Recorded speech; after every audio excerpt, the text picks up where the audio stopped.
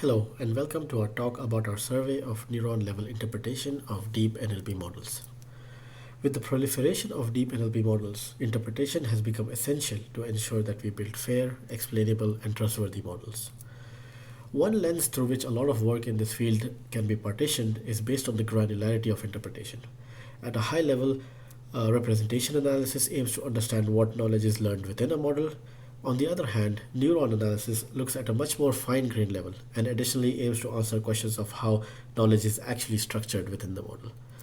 In this work, we focus on the latter and accumulate all the recent work that has been done in this area, along with their applications and challenges that remain to be addressed. Before we delve into the actual methods, let us first briefly look at more specific questions that have been put forward by literature. The goal of neuron analysis is to hone in on specific neurons or set of neurons and understand what concepts are learned within these, whether some neurons specialize in certain concepts, whether concepts are learned in a localized manner in a few neurons or in a distributed manner in a lot of neurons, and how various neurons in a single network exhibit redundancy. As an overview, our work summarizes all the methods related to neuron interpretation and presents them in a cohesive framework that enables us to compare and contrast various methods. We then explore how evaluation of these methods is carried out, followed by some findings that neuron interpretation has helped uncover. We end with open issues and challenges, hopefully sparking questions that can help cultivate new research directions. In this talk specifically, we will focus on methods and the findings due to time constraints, but hope that these give enough of an overview of the area. Please do check out our paper for much more in-depth detail of each of these other subsections. So let's get started with the methods. At a high level, neuron analysis or interpretation takes the raw activation values of the neurons in a model over some data set and optionally a set of concepts of interest and outputs one of three things: a ranked list of neurons that surface salient neurons for a concept or set of concepts, a list of concepts associated with the input neurons, or a clustering of neurons based on the similarity. So neurons that encode the same or similar knowledge would be clustered together. We have grouped the methods into 5 broad categories based on some common underlying aspects. Visualization-based methods rely on showing activations of a neuron or set of neurons over some small set of sentences and allows a human in the loop to identify patterns that may explain what a neuron is learning. Next, corpus-based methods discover the role of neurons by aggregating statistics over some data activations and drawing correlations to concepts present in this underlying data.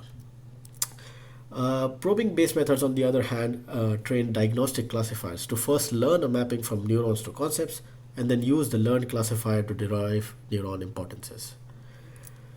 Causation-based methods bring an entirely different perspective, and instead of asking what neurons learn a particular concept, these methods aim to extract what neurons in the network were salient for a model's predictions.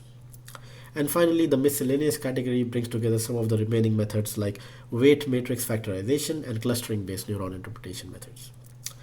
While enumerating all the neuron interpretation methods across literature in one place is already useful, our work also proposes a unified framework of questions that allows one to compare and contrast these methods. In particular, we ask 6 high-level questions. First, is the underlying method global or local? That is, does it provide interpretation over a large corpus or interpretation for specific examples? Next, what is the input of the underlying method? Some methods take only neurons as inputs, while others also need an annotated corpus of concepts. Thirdly, we ask if the method scales easily to a large number of neurons, a question that is becoming increasingly important with the expanding parameter count of recent models. Next, does the method require a human in the loop to complete the interpretation? And does it depend on supervised data, such as concept annotations? Finally, is the method's interpretation output linked with a model's specific prediction? Tabulating the answers to these high-level questions across all tasks gives us an easy and comprehensible way to compare and choose a method that is right for one's requirement. The paper goes into much more depth for each category of methods, highlighting their specific pros and cons and much more. Now that we have an idea of what neuron interpretation methods are, let's look at how these methods have improved our understanding of neural networks. Several papers have shown that specific neurons encode very specific properties, such as a sentiment intensification neuron that only activates on tokens that intensify a particular sentiment. Others have similarly shown negation neurons that activate when a clause is negated in a sentence. Some neurons also learn specific semantic properties, such as electronic devices or legal terms. while yet some other activate over certain phrases. Apart from these generic properties, a lot of work has also been done at exploring how core linguistic properties are learned by neurons, such as part of speech information, syntactic concepts, or complex semantic concepts. One of the more important takeaways from this set of work is the polysemous behavior that some neurons exhibit, where multiple properties are encoded in a single neuron. Finally, quite a bit of work has also gone into studying neurons based on their position inside a particular architecture and how different architectures lead to different neuron encoding patterns. Some evaluation has shown that compares autoencoders versus autoregressive models, and interesting differences that have been that occur across these different architectures. Some work has also showcased how neurons change when a model is fine-tuned towards a specific task. Unfortunately, that's all the time we have for today, but do check out our paper for other important discussions that we have left out of this talk, and thank you for listening.